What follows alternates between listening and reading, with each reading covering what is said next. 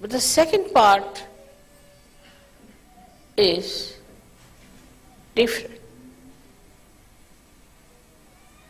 where you see something, you know something, and you start opening your heart about it. In the second part, you have to open your heart. So the sincerity comes from an open heart. If your heart is not open, you cannot be sincere. Now, what does it mean that your heart is not open? Let us see.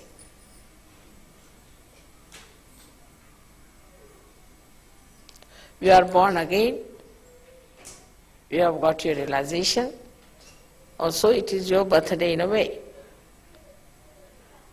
But in the growth of your knowledge and understanding, you have not kept pace with your heart.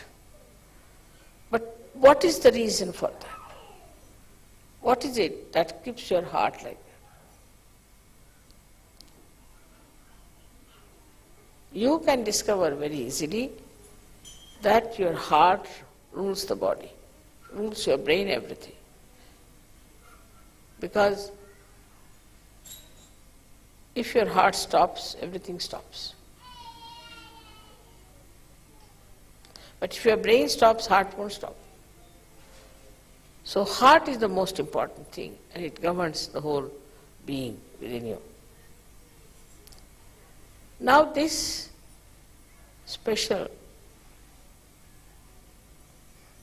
instrument, which is very delicate, which circulates also, is like a stone. How will it pulsate? So when we say enlarge your heart, it means that the stoniness of your heart has to be melted away. But how does it become stony? We have to go to the roots of that. It becomes like a stone because the heart controls the brain. As there are 7 auras on your brain, in the same way there are 7 auras on your heart. And all those auras are the ones which control the auras of the brain. Now, on the brain, as you know, there are 2 institutions of ego and conditionings, which starts pressing the brain too much. As a result, all these auras get pressed. So the auras which are surrounding the heart also get pressed.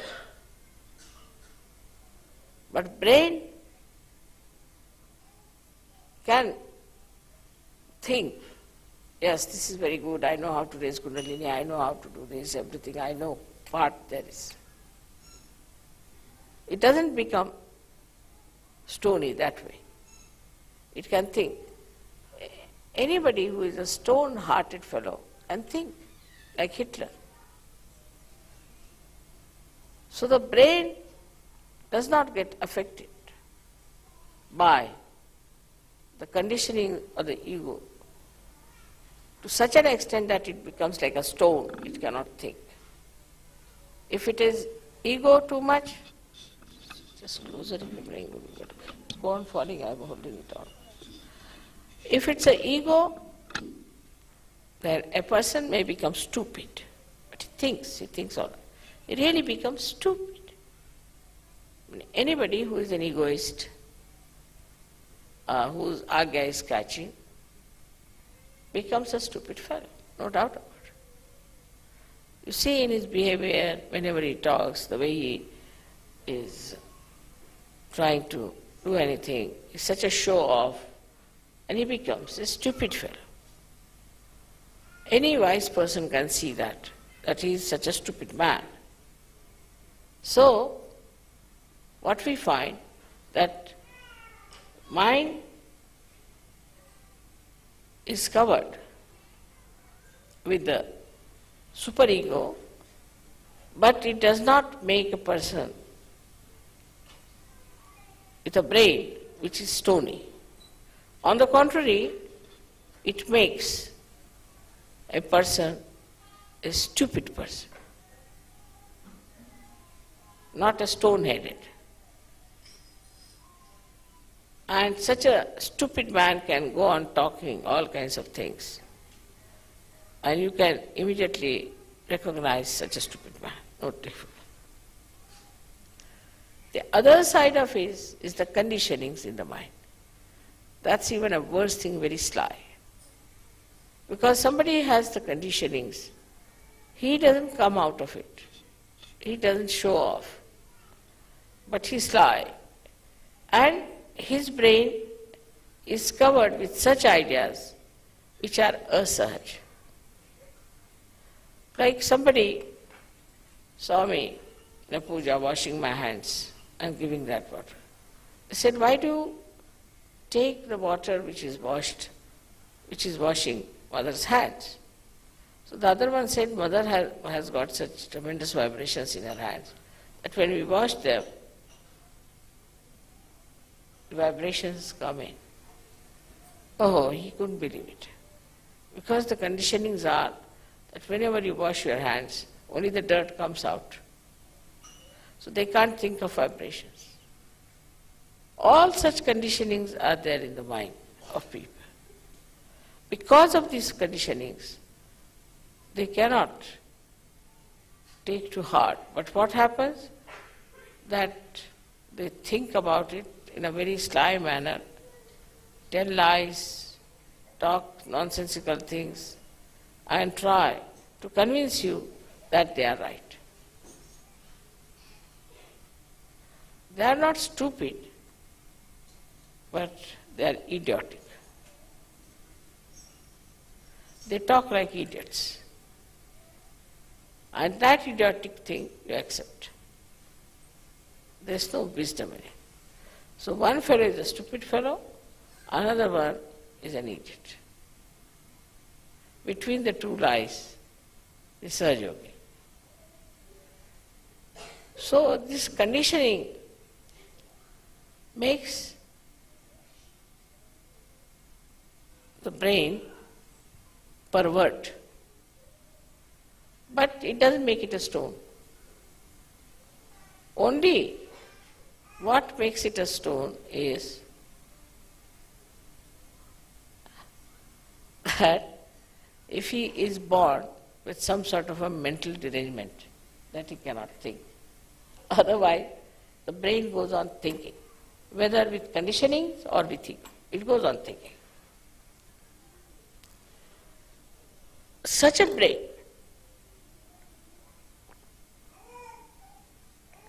should not affect the heart, because heart affects the brain. But the auras which are manifested from the heart start becoming dull or disappearing. So the auras around the heart are very sensitive, and they feel no use throwing light on the brain. They start becoming smaller and smaller, and that's how the heart becomes small. Because they have no purpose in life then. So they start becoming smaller and smaller. As a result, the heart becomes small. You call somebody is very small-hearted fellow, is a chicken-hearted fellow, or we always say such a man is a stone-hearted person. All this happens because of the conditionings and the ego of the human mind, and the result is felt by the heart becoming a stone, because heart is a sensitive thing. Brain is not that sensitive. If you put something soft in the water, it becomes hard. But if you put a stone in the water and boil it, it won't. So heart, being very sensitive and delicate, becomes like a stone. As if boiled in the heat, of the brain waves. And it becomes a very hard stone. It does not know how to say even one word which is nice. It goes on hitting people all the time, saying things which one should not have said. All the time thinking, what should we say to hurt another person? How should I try to really mislead another person? Because it's a sly attitude.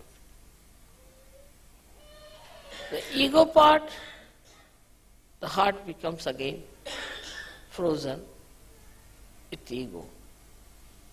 And then the heart thinks, not thinks, but heart cannot emit any auras to the brain. The brain starts thinking that now the area of heart is finished. The heart cannot control us anymore. Then heart starts thinking that I will do all the work myself. I mean, the head starts saying. And the heart becomes small, stony, it doesn't act. So now the brain takes over.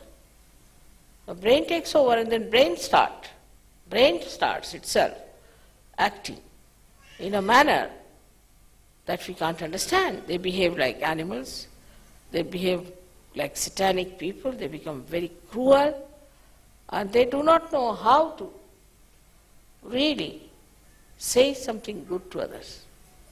There's a kind of a very false pride in them, and such people go on hurting others, insulting others, till they meet another one like them, and then both of them collapse.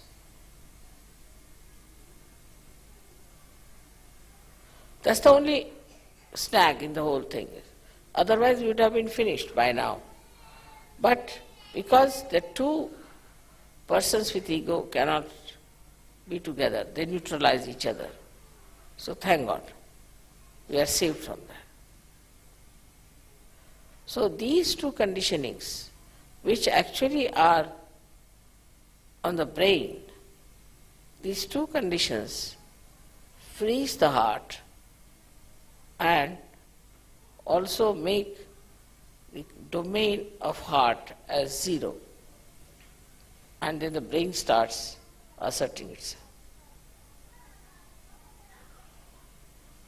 That is how we do not know how to be kind to others, how to be nice, how to be helpful, how to be gentle, and how to be reassuring, protecting others. All this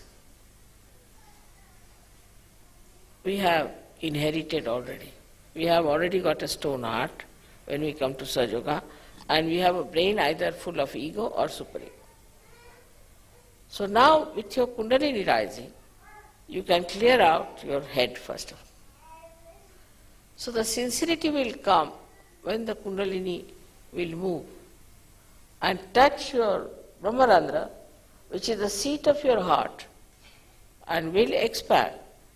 Then the heart just comes back like a king, returns back, and starts dominating the brain.